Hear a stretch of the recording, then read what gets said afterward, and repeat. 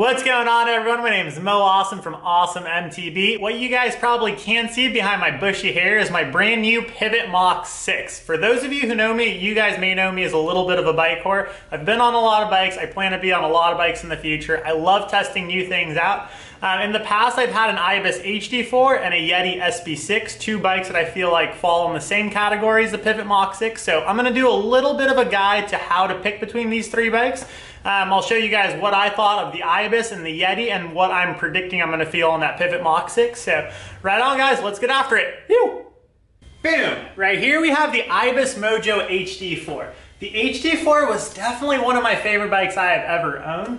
It's unique because it's probably one of the slacker bikes in this category. So that head angle is coming in right around 64.9. So super slack front end, but at the same time, this rear end of the bike has a super short chainstay. It was really awesome because you got a lot of high speed stability from that head angle, and then you got a lot of poppiness and a lot of nimbleness from that suspension design and that rear end of the bike. So I would say a couple of drawbacks on this bike is that head angle being so slack. On the climbs, what you tend to experience is a little bit of wandering from that front end. That also combined with how short this chainstay was.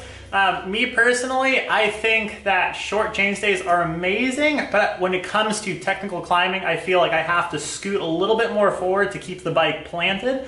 So a bike with a little bit of a longer chainstay, I feel like keeps me a little bit more stable on really technical extended climbs. So technical climbing did take a little bit of body adjustment to get used to this. It wasn't a deal breaker, and like I said, this is definitely on the top list of favorite bikes I've ever owned. I took it all the way to Canada, rode Squamish, Whistler, Vancouver.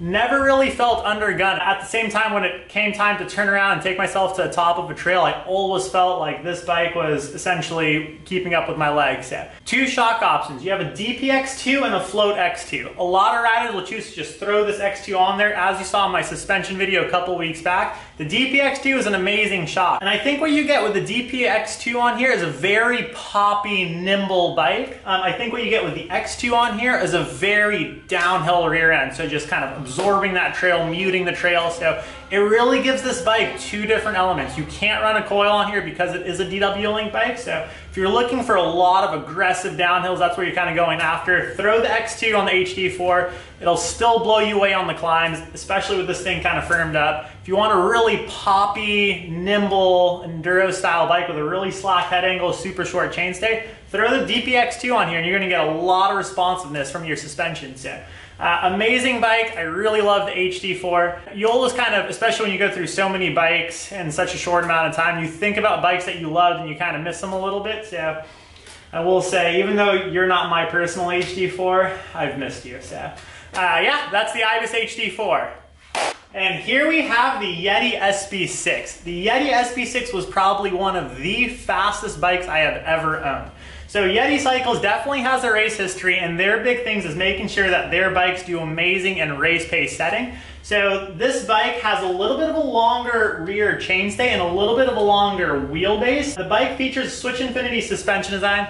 Basically, the Switch Infinity changes the position of the linkage in relation to where the bike is in its travel. These three things combined, it's gonna give you a lot of high speed stability. So as you let off the brakes and start going faster and faster, this bike actually gets more and more comfortable. So if you're a rider out there that finds yourself constantly letting go of the brakes, flying down straightaways, this is gonna be the bike for you. The head angle also, even though it's not as slack as that HD4, I found that to be a huge perk. What that is going to give you is basically on tighter, twistier, steeper trails, you have a little bit more control from the front end. So you don't get that kind of downhill bike feeling from the front side where it feels like a little bit kind of slow to react in terms of you responding to a corner. So it was very responsive from the front end, and I definitely found myself going faster and faster every time I hopped on this thing, just because that's what it felt like it wanted to do. In terms of climbing, this bike is mind-blowing. So I never really found myself locking out the rear end of this bike, whether I ran an X2 or a DPX2 on here. I always found myself leaving this bike fully open, so that kind of goes to show you how great of a climber this bike is.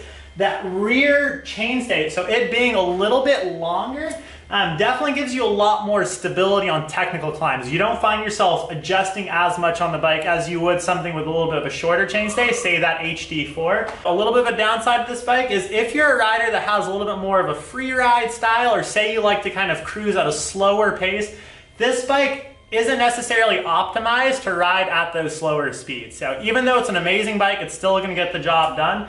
You definitely feel like you sit a little bit higher in that initial stroke at slower speed, and what that trade-off was, as you start descending like steeper stuff at a slower pace, it definitely doesn't feel as nice as say an HD4 or something that maybe has a little bit more of an active suspension design in that initial stroke. So I would say that initial stroke a little bit harsher, just because, I mean, the Switch Infinity is supposed to be an amazing pedaler and it's supposed to really open up as you let off the brake. So racers, this is definitely the bike for you. Riders out there who are maybe looking for a more all-around style bike, maybe look elsewhere, but at the same time, do give this a shot, because like I said, it was definitely the most stable bike at high speeds. It was definitely the most efficient bike, both up and down. But one thing I haven't even mentioned too is, I mean, anytime you enter a corner, it literally rips your face off of your head. So you can fly into a corner going 35, 40 miles an hour and just skyrocket out of there with the biggest grin. So I would definitely say railing corners, and I would say that's in partly due to that really balanced geometry with that little bit of a longer chainstay and a little bit longer wheelbase. You really feel centered on this bike. But yeah, so the Yeti SB6, definitely one of my, and I say this a lot and I'm gonna get a lot of grief, definitely one of my favorite bikes, but it's high on that list. It's gonna be high on yours, so give it a shot. Phew. And here we have the Pivot Mach 6. So the Pivot Mach 6 is a 155 millimeter enduro style bike from Pivot Cycles. I'm very stoked to give this bike a shot because it also has a DW-ing suspension design, so it's going to be very similar to that HD4 in terms of poppiness and playfulness. That's what I'm expecting. On paper, the rear chainstay and the bottom bracket height are also identical to the Ibis HD4. So I'm very excited because I really like that poppy, playful nature of those style bikes. So stoked to give this thing a try. And the reason I actually went this direction, there was one number that I saw on paper that kind of stood out to me. The head angle on this bike is actually a degree steeper than the HD4. So what I'm really pumped to kind of see, and this is all just theories right now, but I'm actually expecting the same playfulness of the HD4, but a little bit more responsiveness from the front end on steeper corner style trails. So definitely pumped to kind of give this bike a shot. I've been on a couple of Pivot Cycle bikes in the past. I've been on a Firebird, I've tried out the Switchblade. Those bikes have blown me away, so I'm definitely pumped to kind of give this a shot. I'm gonna be sure to bring you guys a full review on this bike soon. And just kind of let you guys know if maybe this is another top contender. I'm sure it is. Pivot Cycles is a really reputable brand. So that is my take on the HD4 versus the Yeti SB6 and my predictions for the Mach 6. Thank you guys so much for watching, and I really appreciate all the support, all the kind words. If you're liking what you're seeing, be sure to like and subscribe. I really appreciate all the support from everyone who's been kind of encouraging me to make more of these videos. So thank you guys so much, and I'll see you guys in the next video. Until next time, ride awesome. You!